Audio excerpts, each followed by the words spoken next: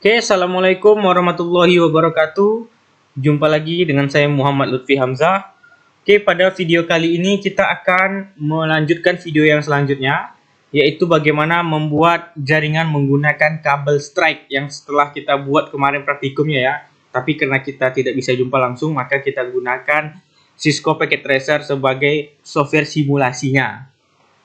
Oke, jadi kalau kabel strike itu kita gunakan, contohnya kalau komputer ke komputer itu menggunakan kabel crossover. Kalau kabel strike ini bagaimana contohnya kita gunakan komputer ke switch. Nah, maka kita perlukan di sini kita ambil di sini end device ya. End device, kita pilih komputer di sini, kita klik di sini, kemudian klik lagi, kemudian klik lagi, kemudian klik lagi. Kita buat di sini ada 4 komputer.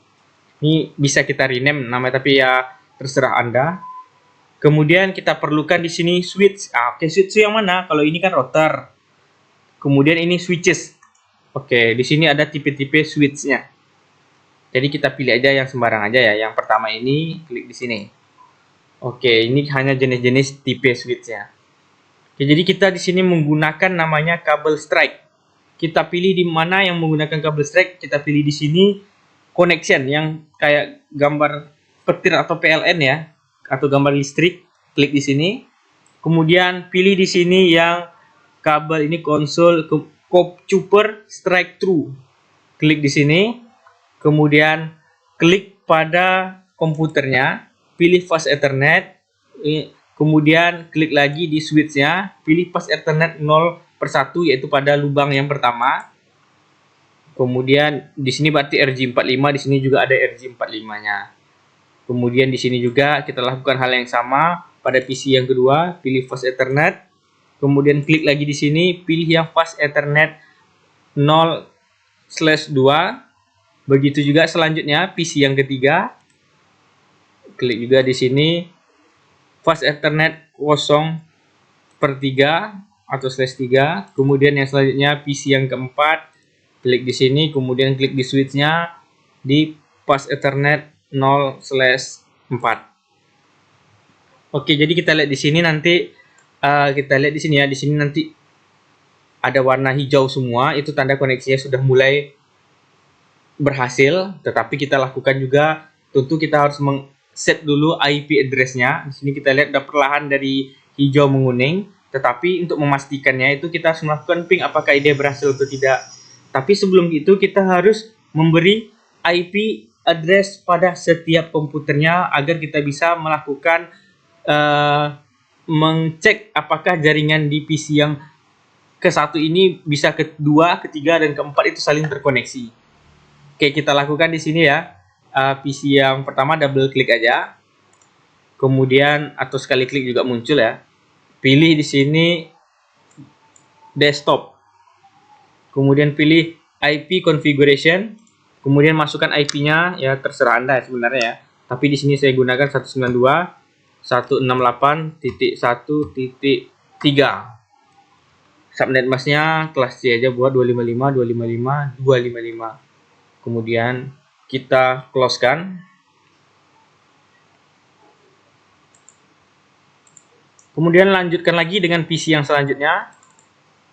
Tadi 3 berarti IP configuration 192.168.1.4. Kemudian buat subnet masknya harus sama ya, subnet masknya ya. 255.255.255.0. Kemudian close. Kemudian yang selanjutnya lagi masuk ke IP yang komputer yang ketiga, pilih desktop, kemudian pilih IP configuration, masukkan IP-nya 192.168.1.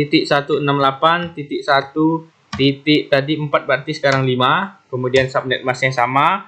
Kemudian close-kan lagi. Kemudian masukkan lagi ke IP yang komputer yang terakhir, yaitu double klik atau klik sekali pada komputernya, kemudian pilih desktop, kemudian pilih IP configuration, masukkan IP-nya lagi 192.168.1. Tadi 6 lagi ya. Oke, subnet masknya sama, kemudian close-kan lagi. Oke, sekarang kita mau ngecek apakah PC yang pertama ini connect ke PC ketiga, kita lakukan ping ya. Oke, pilih double klik atau klik, kemudian pilih command prompt. Kemudian kita cek dulu IP config, yaitu melihat IP pada komputer yang kita gunakan saat ini, yaitu 192.168.1.3. Kita lakukan ping ke IP sebelahnya 192.168.1.4.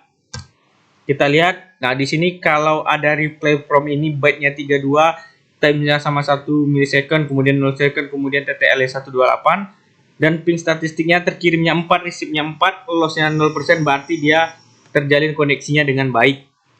Oke, kita lakukan lagi dengan IP yang komputer yang ketiga.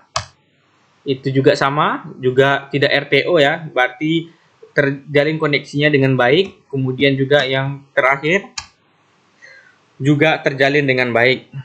Kalau kita buat yang ketujuh kan tidak ada komputernya, kita enter, pasti RTO dia. Oke, kita tunggu hasil. Nih, request timeout, berarti di sini tidak terjadi koneksi antara komputer A ke komputer yang kita tuju dengan IP 1.7.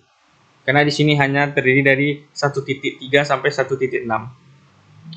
Oke, sekian video terkait penggunaan kabel strike pada jaringan komputer yang bisa Anda simulasikan menggunakan software paket tracer. Mungkin jumpa lagi di video selanjutnya. Wassalamualaikum warahmatullahi wabarakatuh.